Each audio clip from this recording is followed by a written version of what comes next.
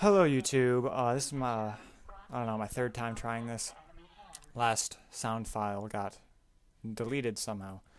But today I'm going to be doing a rant video, and yes, I know, I don't do rants, but I wanted to do this because it bothered me a lot. Today I'm going to be ranting about microtransactions.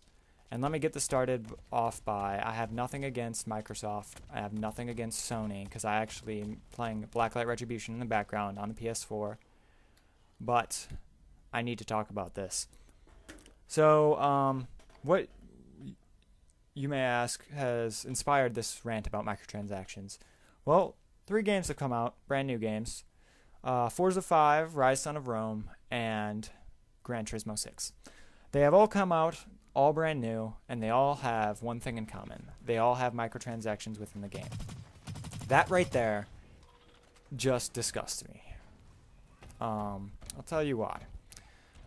Microtransactions, what they're supposed to be, is supposed to be a way for a free-to-play game, such as Blacklight, to make their money, because they're letting you play the entire game for free, which I have nothing against microtransactions in a free game, as long as they're reasonable.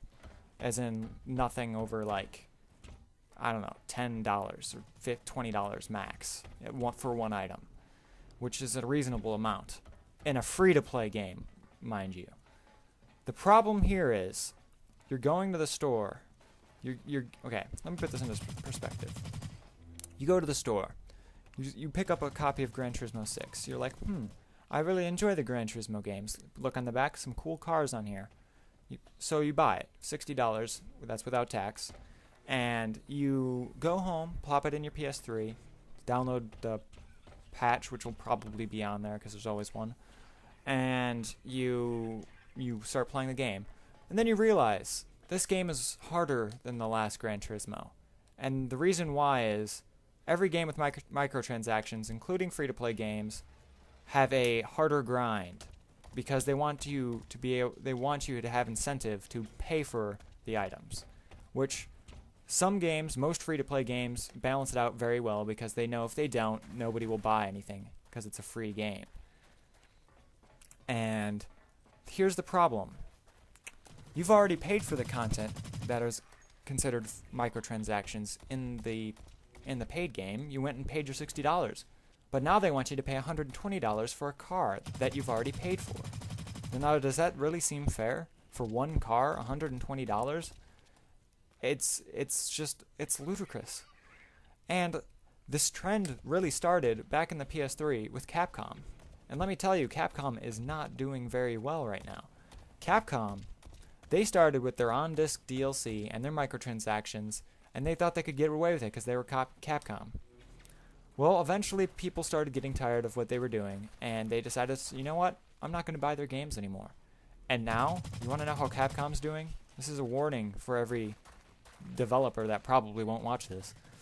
Capcom has $152 million in their bank for a huge AAA company that has been around for 25 so years. That right there is insane.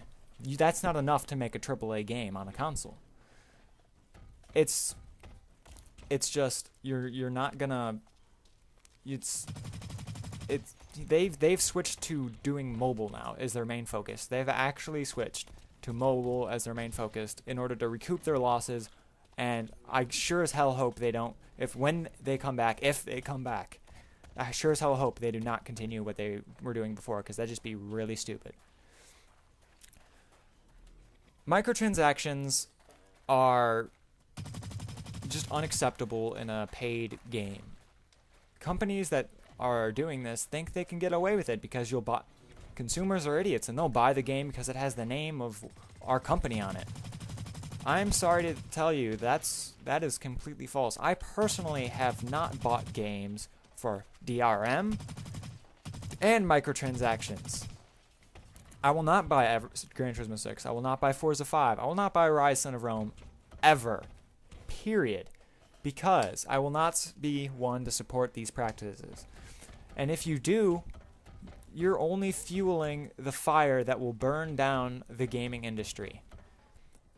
if this continues, people are not going to sit around and pay that much money for a game, and they wonder why gamers are so mad.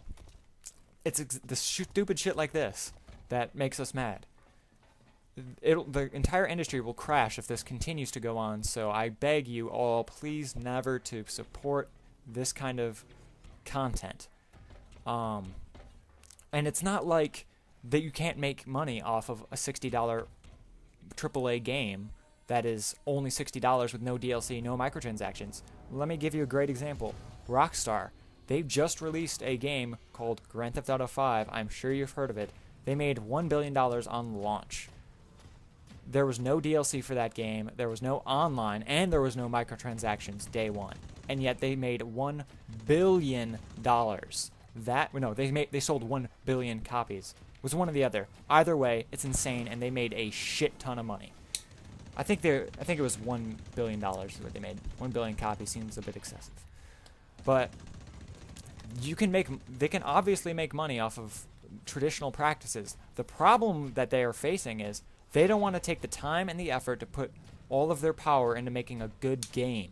They want to take their game that's average and what they think everybody wants, take it, make it harder, and then squeeze all the money that's possible out of that game, giving you only a fraction of what that game should be. They need to stop before they ruin a great generation. This generation has so much promise right now. It's unbelievable. We have graphics like we've never seen before. We have a great multiplayer experience set up, and this stupid shit is a great way to just throw that all in the gutter. And I really, really hope that does not happen, because I frankly love next-gen gaming, Xbox One and PS4 and PC. I love it all, and I don't want to see it happen. I don't want to see my hobby get ruined because of corporation greed. And I know this video will probably fall on deaf ears, and I know nobody will probably listen to it, but let me tell you right now, if this continues and for some reason in the future every game has the same practice, I swear to you now, I will never ever buy a new game or a game, period, that does this. It doesn't matter if every game does this. I will not buy a single game then that it will be new. I will buy PS2 games, PS3 games, and whatever other system that I have that does not have this. I will stick with my Sega Game Gear for all I care. At least when I buy a game, I get the full experience, no gimped versions. I get everything what I paid for, and I can experience a fun game. That is what people want. They don't want to